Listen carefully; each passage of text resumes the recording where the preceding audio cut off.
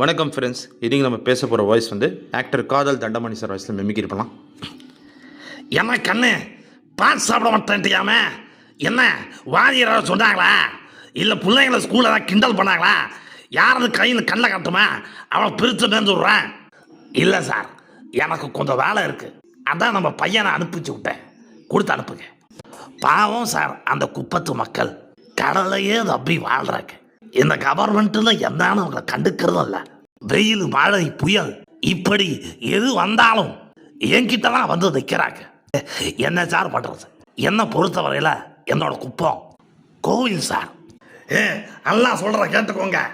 இந்த தம்பி சொல்கிற அடையாளத்தில் இருக்கிற அந்த பையனை எப்படியாவது கண் முன்னாடி கொண்டு வாங்க.